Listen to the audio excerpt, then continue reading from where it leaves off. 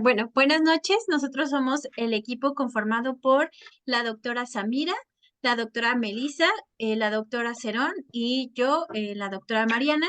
Y les vamos a estar hablando del el tema de preparación para el cálculo del tamaño de la muestra, hipótesis y sus principios subyacentes. Em, Bueno, pues nosotros vamos a comenzar con, como ya lo habíamos comentado, con la determinación de la muestra.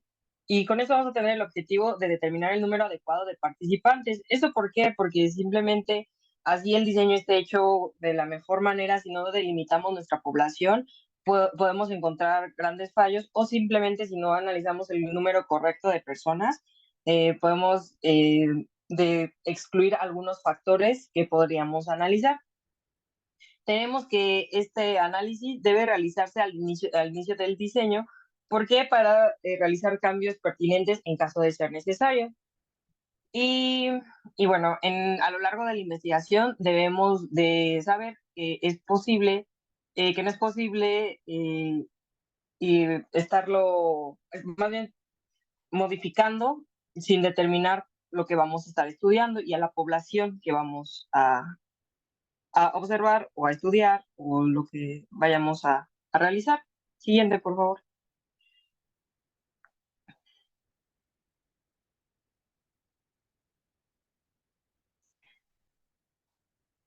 Bueno, para determinar esto también debemos de tener algunos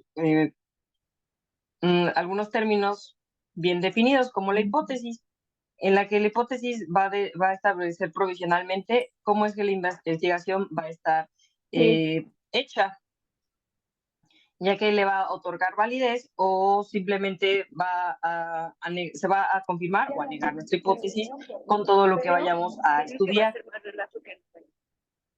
Siguiente, por favor. Pero ahora Sí, para hacer, ¿vinieron por ti? pero ahora debemos de saber cómo vamos a realizar una buena hipótesis.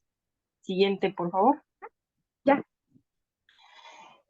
Sabemos que la hipótesis, bueno, más bien para hacer una buena hipótesis debemos de basarla en nuestra pregunta de investigación, en la que debe de ser sencilla, específica y se describa por adelantado. Siguiente, por favor. ¿Cómo realizamos una hipótesis? Como ya habíamos comentado, va a surgir a partir de la pregunta de investigación y va a resumir los principales elementos que tenemos en esta, en el que va a ser la muestra, las variables predictivas y las variables de respuesta prácticamente. Vamos a ver un ejemplo ahora. Siguiente, por favor. En la que vamos a tener una pregunta de investigación en que las personas que realizan crucigramas tienen menos probabilidad de presentar demencia. Siguiente. Y cómo se conforma la hipótesis de investigación con los elementos que ya les había comentado, con la muestra, la variable predictiva y la variable de respuesta. En la pregunta de investigación que les acabo de leer, tenemos que la muestra va a ser determinada a personas de una comunidad de jubilados que tienen una función cognitiva normal. Eso pues ya lo determina cada investigador. Y la variable predictiva va a ser realizar crucigramas al menos una vez a la semana en promedio. Y la variable respuesta va a ser una puntuación anómala en una prueba estandarizada de función cognitiva después de 2 años de seguimiento. También los instrumentos de medición va a ser determinado por el mismo investigador. Siguiente, por favor. Ahora, es importante saber que no todos los tipos de investigación van a requerir una hipótesis o se utiliza una hipótesis. Es importante saber cuándo la vamos a usar.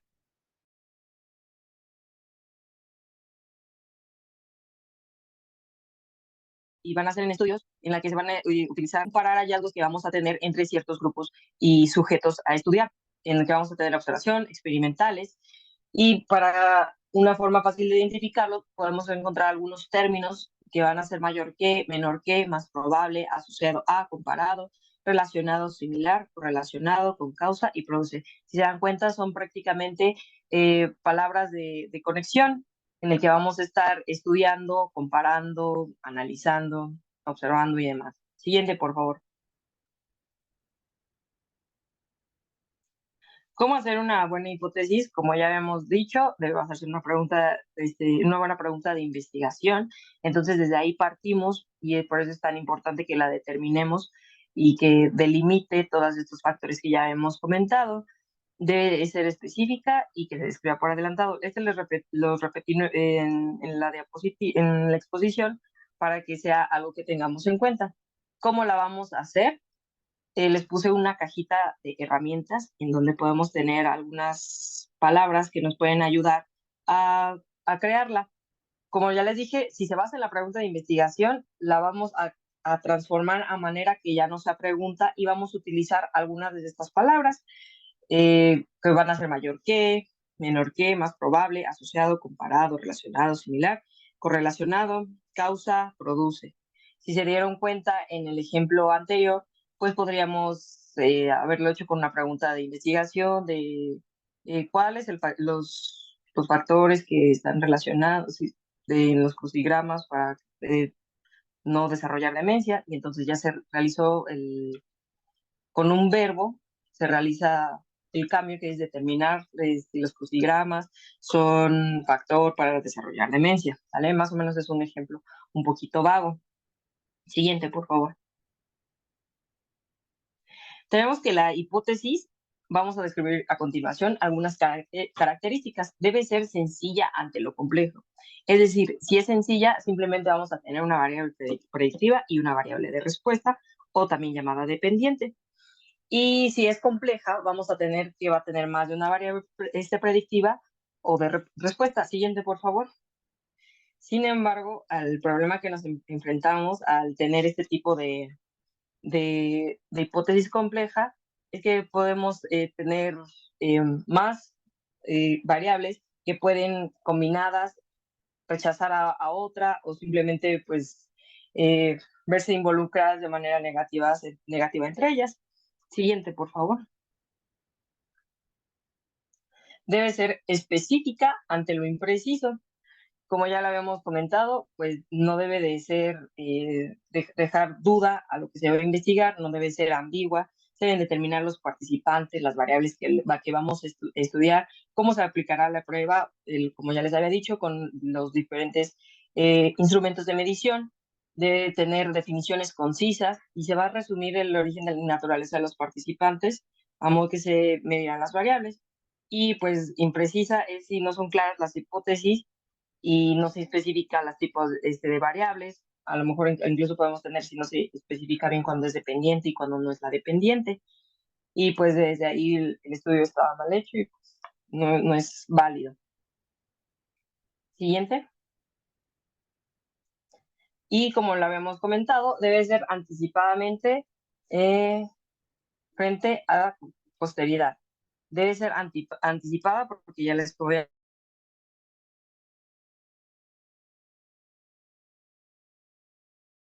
había comentado que debe de diseñarse desde antes. Es que se pueda pues comprobar después, analizar nuevamente y que sirva, como ya lo habíamos comentado al inicio, para generar más conocimiento y, y darle una importancia a estos hallazgos que tuvimos. Siguiente, por favor. Aquí les pusimos un pequeño diagrama en el que tenemos algunos tipos de hipótesis que podemos obtener, en la que puede ser nula, alternativa. Les puse las definiciones para que después le puedan dar una pequeña leída. Y si es alternativa, tenemos dos opciones, en la que puede ser unilateral, en la que especificamos la dirección a la que se va enfocada, o si es bilateral, en la que hay o no una dirección específica a la que vamos a seguir. Siguiente, por favor. Bueno, también vamos a ver unos pequeños principios de estadística que es necesario que repasemos nuevamente para poder tener un poquito más claros los siguientes conceptos o incluso los que ya había mencionado. Siguiente, por favor. Bueno, tenemos la variabilidad, que va a ser una técnica de dispersión, que tenemos en cuanto sea más grande sea la variable de la respuesta entre los otros participantes, más probable será que se superpongan valores o grupos. Es similar al fenómeno que ocurre que entre más variables dependientes, independientes que tengamos que no son tan específicas, lo que les comentaba, que se puede superponer la veracidad de una con la de otra, y será más difícil demostrar la diferencia que hay entre ellos. Puede causar un error de medida que contribuye a la variabilidad general. Las muestras son menos precisas, los resultados al igual se vuelven menos veraces, y si una variable es continua, debe calcular su variabilidad. Y bueno, siguiente, por favor. Tenemos que hay hipótesis múltiples e hipótesis posteriores. Estas que se van a determinar a lo largo del estudio. Por ejemplo, si realizamos algún estudio en el que tenemos una hipótesis y una pregunta de investigación inicial, pero a lo largo de la investigación nos damos cuenta que comprobamos algunas otras cosas, o nos fue más útil esta investigación para generar otro conocimiento del que no estábamos eh, tan atentos, que no estábamos estudiando, podemos cambiar este tipo de investigación para redireccionarla hacia algo que sea de mayor importancia. Siguiente, por favor. Y bueno, vamos a hablarles un poquito del método Bonferroni, en el que se divide el nivel de significancia entre el número de hipótesis comprobadas. Como ya les había dicho, puede ser antes o después del estudio, pueden surgir una o varias, y es que sea necesariamente el tamaño de la muestra para verificar la hipótesis con un nivel o igual al original, y reduce la probabilidad del error tipo 1. Ahorita les voy a comentar cuál es ese, a costa de aumentar la probabilidad del error tipo 2. Siguiente, por favor.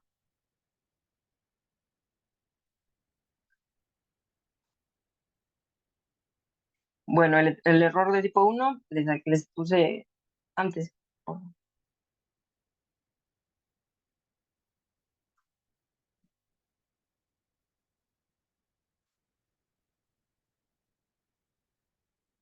Ahí, gracias.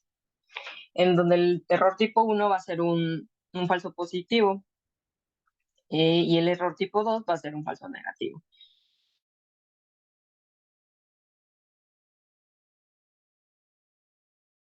Em, y estos errores a lo largo de la investigación simplemente hay que aclarar cuando se estén cometiendo, o si afectan de manera significativa la investigación, se debe de replantear todo nuevamente. Siguiente, por favor. Y aquí les pusimos unos términos en los que podemos tener la decisión del jurado y las pruebas estadísticas.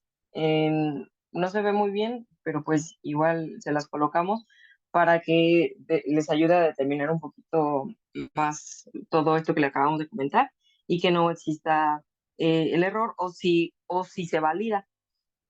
Siguiente.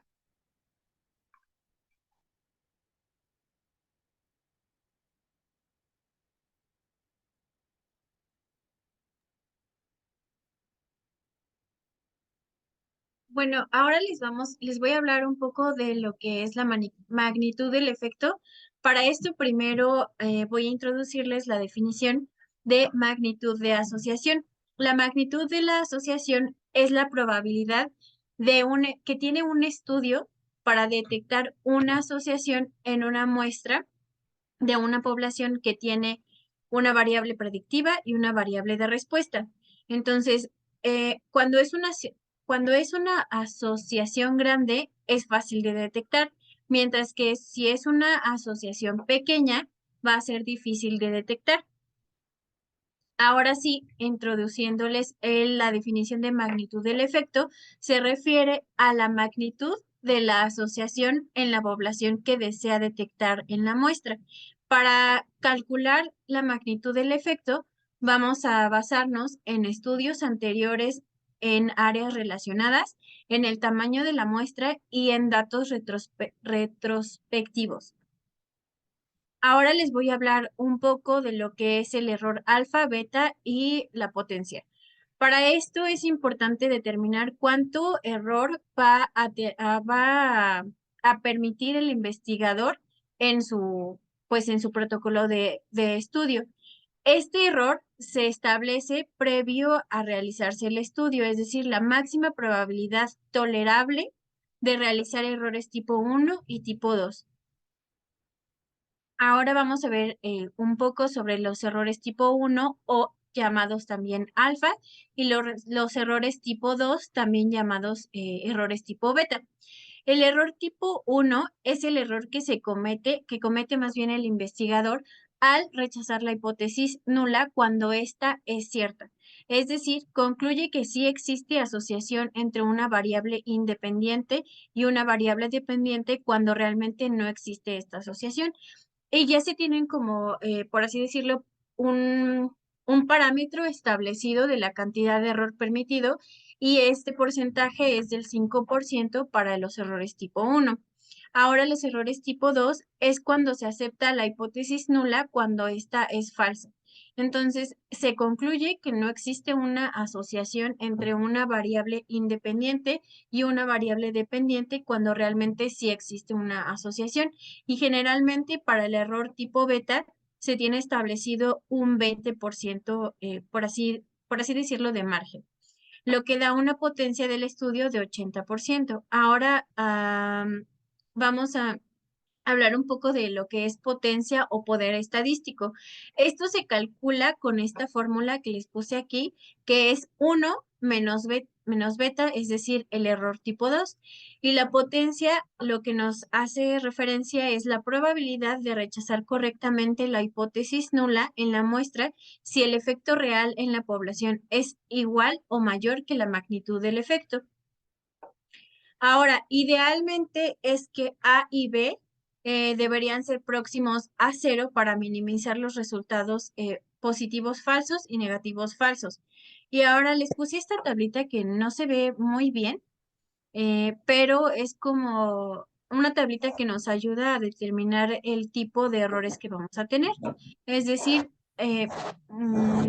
no sé cómo ponerles aquí un señalador, pero bueno, nos vamos a localizar en la columna de no, la hipótesis nula es verdadera y no se rechaza la hipótesis nula. Es decir, esta decisión va a ser correcta. En cambio, si la hipótesis nula es verdadera y se rechaza la hipótesis nula, vamos a estar hablando de un error tipo 2.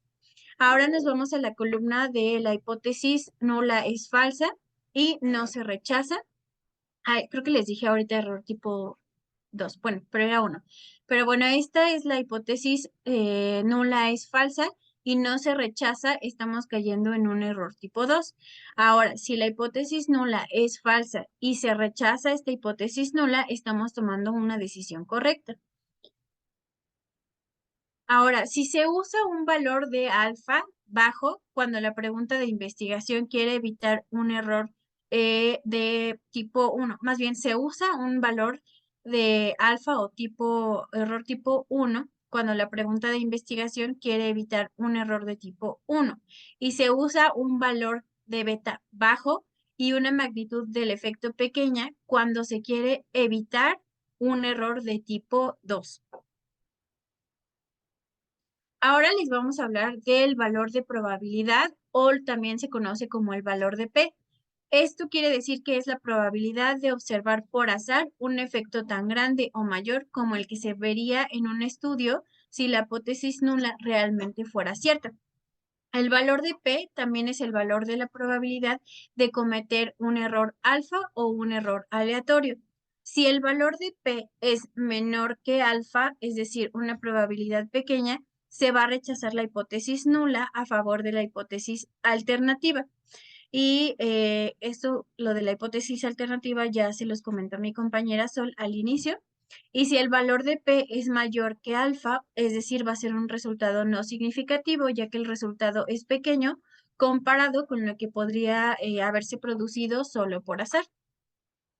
También hay lados de la hipótesis alternativa, puede ser bilateral o también llamada de dos colas, es decir, existe diferencia o no existe diferencia.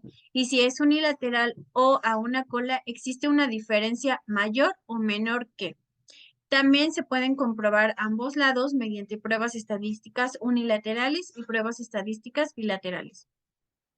Y ahora, en cuanto a los tipos de pruebas estadísticas, para nosotros poder calcular el tamaño de la muestra, primero es importante determinar el enfoque estadístico que le vamos a dar a nuestro estudio.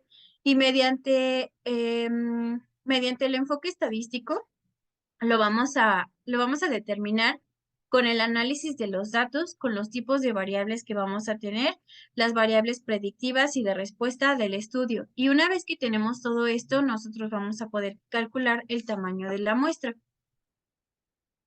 Y bueno, esto es una diapositiva que se repitió, pero eso sería todo. Muchas gracias, Mariana y Sol. Eh, Sol, ¿nos pudieras dar un resumen de lo que nos platicaste de manera general, a manera de repaso, por favor? Sí, doctor. Pues al principio hablamos un poquito de los objetivos que vamos a tener para determinar a la muestra. Lo determinamos con el objetivo de estudiar específicamente a las personas y no hacer que nuestro estudio esté abierto a errores. También hablamos un poquito sobre la hipótesis de qué es y cómo es que está basada en la pregunta de investigación y cómo esta a su vez debe de estar con los principales elementos que es la muestra, las variables la variable predictiva y la variable de respuesta o la variable dependiente. También comentamos un poquito de que se utiliza la hipótesis en ciertos estudios, por ejemplo, en los que en los que encontramos verbos y palabras de conexión, en las que es como algo similar, comparado, probable y cuestiones por el estilo. También determinamos las características que podamos tener en la hipótesis, en la que debe de ser sencilla ante lo complejo, específica ante lo imprecisa, y que debe de ser anticipada, es decir, que debe estar determinada desde que se hace el diseño y que en cualquier momento de la investigación pueden generarse nuevas hipótesis o puede rechazarse alguna nueva hipótesis. Después también mencionamos algunos tipos de conceptos importantes para nuestra investigación, como es la variabilidad, la hipótesis múltiples o posteriores, que ya les había comentado un poquito de eso, y pues prácticamente ese es el resumen. Muy bien, nada más para terminar, ¿nos puedes comentar algo de hipótesis nula y alternativa? ¿A qué se refiere? Sí, bueno, en eso ya les había puesto ay, el, el cuadrito en donde la hipótesis nula vamos a tener que no hay asociación o diferencias entre las variables predictiva y la variable respuesta en la población. Y la variable alternativa vamos a tener que hay asociación entre las variables predictiva y en la nula y que no estudia directamente a la población y se acepta que la prueba es de significancia estadística si rechaza una hipótesis nula.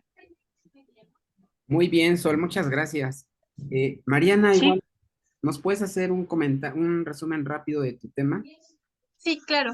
Bueno, yo creo que lo importante a rescatar de la parte de la que les hablé son como las definiciones. Personalmente me costó un poquito trabajo de entenderlo, pero la magnitud del efecto se refiere a la magnitud que va a tener un estudio y es como en términos sencillos, por así decirlo, es la cantidad o la relevancia de asociación que vamos a tener entre variables y también creo que lo importante a rescatar aquí es el tener bien definidas o bien identificadas los tipos de errores. El error tipo 1, que también se llama alfa, y el error tipo 2, que también se conoce como beta. Y que el error tipo 1 va a ser un error al rechazar la hipótesis nula cuando ésta es cierta y el error tipo 2 es aceptar la hipótesis nula cuando ésta es falsa. Y también recordar que cada una ya tiene un porcentaje asignado generalmente Para el error tipo 1 es un 5% y para el error tipo 2 es un 20%. Entonces ya tienen como que esos porcentajes asignados. Y, ¿qué más? Creo El que valor, ya. el valor de Ujú. P, Ah, del valor de P, que esta es la probabilidad de observar si la hipótesis nula y realmente, si realmente fuera cierta. Y, y creo que ya, como esos términos hay que tenerlos como bien definidos y tal vez repasarlos un poco porque sí están medio a veces confusos. sí, se confunde uno mucho con Sí. error tipo 1, error tipo 2, porque hablan acerca de Ujú. hipótesis nula y alternativa. Sí, ujú. Eso Y pues confunde para uno. entender eso, primero hay que entender bien cuál es la hipótesis nula y la hipótesis alternativa. Eso. Muy bien. Muchas gracias, Mariana. Eh, Andrea Altamirano, ¿estás por ahí? Sí, doctor. Andrea, ¿nos puedes hacer un resumen de tus compañeras? ¿Con qué te Mm, quedas? Bueno, que existen dos tipos de errores, el tipo uno o el tipo alfa y el tipo 2, que es el beta, y que tiene que ver con las hipótesis. En cuanto a las hipótesis, pues está la hipótesis nula, que es cuando no hay cuando el investigador dice que esa hipótesis no tiene que ver como con las variables, Sí, que no hay relación entre las que no variables. hay, que no hay relación entre las variables, y la alternativa en la cual sí es verdadera la hipótesis y que no, ellos como consideraron que era falsa. Ajá. Eh, Eh, ¿Algo más? Creo ¿En que qué? ya cada uno de los errores tiene un porcentaje establecido. Ok. Mm, ¿Sabes qué es el valor de P? ¿Lo has leído? ¿Lo has visto en los eh, artículos? en algún artículo que recuerden, no. Ah, ok. Bueno, muy bien. Muchas gracias, Andrea. ¿Alguien más, algún voluntario que quiera hacer un resumen del resumen? Yo, doctor, bueno, más que un resumen del resumen respecto al valor de la P, Ok, eh, pues ya sabemos que una P significativa va a ser una P que sea menor al 0.05%. ¿Esto qué quiere decir? Que pues regularmente en estadística hablamos o tomamos en cuenta en la campana de Gauss. Entonces, en nuestra campana, la orilla o las esquinas, lo más pequeño, pues va a ser el error que tenemos permitido para validar nuestros resultados, por así decirlo, para estar lo más seguros de que es representativo o de que el conocimiento que estamos sacando de esta investigación pues va a ser correcto, por así decirlo, o va a ser lo más cercano a algo reproducible para la población en general.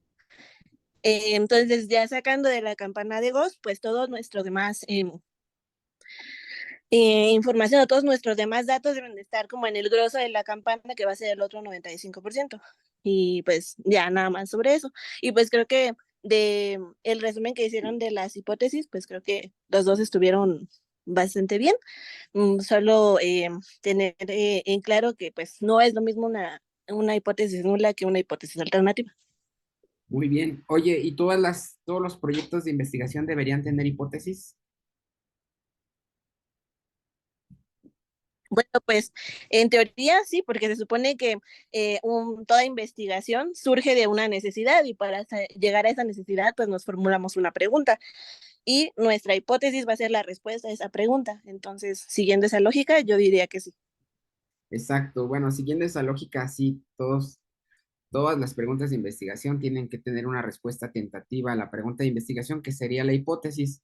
Sin embargo, en este tema en específico, se refiere a que los estudios observacionales o descriptivos, es decir, la prevalencia de tal enfermedad, ahí no o estudios observacionales propiamente dicho, no ameritan hacer una hipótesis, que es lo que mencionaba en el capítulo, pero Esto tiene más que nada que ver con metodología, pero sí, la hipótesis, tomándola como una respuesta tentativa a la pregunta de investigación, sí, sí debería estar en todos, pero en los proyectos observacionales se pone que no aplica por ser un estudio observacional.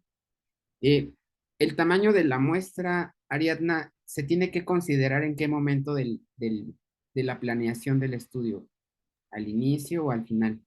Al inicio, más bien, para saber que podemos llevar a cabo nuestro protocolo o nuestro plan, pues necesitamos una muestra significativa de nuestra población y para eso se hace el cálculo de la muestra. Y pues hay diferentes Exacto. fórmulas. Ajá, porque recuerden que uno de los primeros aspectos que se tiene que comprobar en una pregunta de investigación es la factibilidad, el acrónimo FINER, factible, interesante, novedoso, ético y relevante. Y la factibilidad es el primer punto. Entonces, si nosotros no tenemos el tamaño de la muestra necesaria, que es el primer punto de la factibilidad, hay otras como experiencia técnica, dinero, tiempo, pero el primero es la factibilidad relacionado con el número de pacientes. Si nosotros hacemos nuestro cálculo del tamaño de la muestra y no nos va a alcanzar, pues no va a tener validez interna o no va a estar bien hecho ese estudio y por lo tanto no se va a poder extrapolar a otras poblaciones. Y si por el contrario metemos más muestra, vamos a gastar más tiempo y dinero. Muchas gracias, Ariadna. Y bueno, ya nada más para terminar, la hipótesis tiene que ser simple, específica y anticipada, como decía su compañera. La hipótesis nula, este, quiere decir que no hay diferencia entre una y otra intervención. La alternativa apuesta a que sí. Y lo que mencionaban acerca de la variabilidad y el tamaño del efecto tiene que ver con características que se consideran para el cálculo del tamaño de la muestra. En el ejemplo que ponía su compañera al inicio de la disminución del dolor, ¿ustedes qué creen que? Les voy a poner dos ejemplos. En uno, su compañera espera que al grupo uno o al grupo que le da una intervención, el dolor baje un punto en la escala de EVA. Y en el otro grupo espera que el grupo 2 o experimental, baje 3 puntos en la escala de EVA. ¿Cuál de estos dos grupos va a necesitar más tamaño de la muestra? ¿El que tiene la diferencia de un punto o el que tiene diferencia de 3 puntos? Es decir, todos los pacientes llegan con 9 de EVA y al final del estudio lo que ella propone es de que bajen un punto, que lleguen a 8, baja un punto. O el otro ejemplo es de que empiezan en 9 y terminan en 6. La diferencia es de 3 puntos. ¿Cuál creen que necesite mayor tamaño de la muestra? ¿El que baja solamente un punto o el que baja 3 puntos?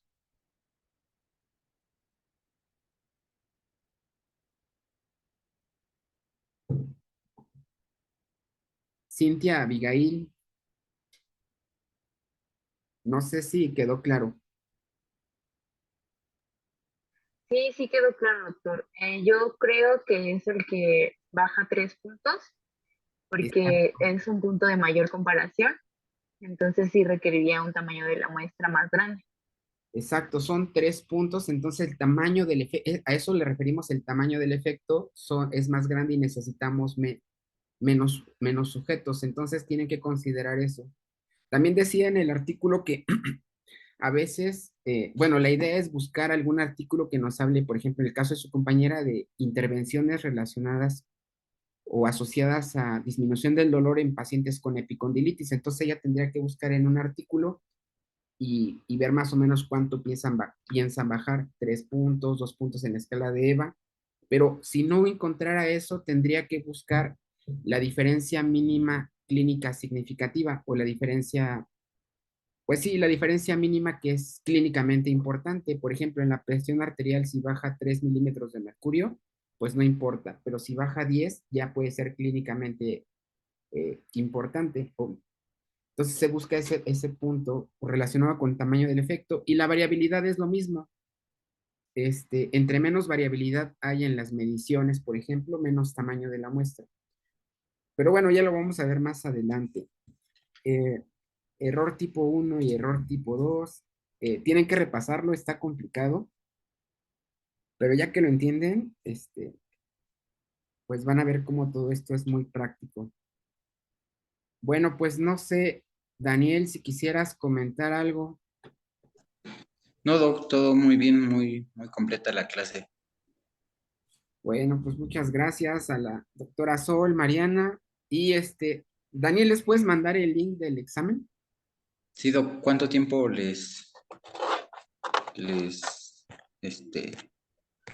se les va a dar? Pues, no sé, son 10 preguntas nada más. 15 minutos, ¿te parece? Sí, Doc. Ok, bueno. Bueno, Ahorita se los mando al grupo. sí. Bueno, pues muchas gracias, que estén bien y nos vemos la próxima semana. Hasta luego. Hasta luego, gracias. Gracias, doctora. Gracias a todos.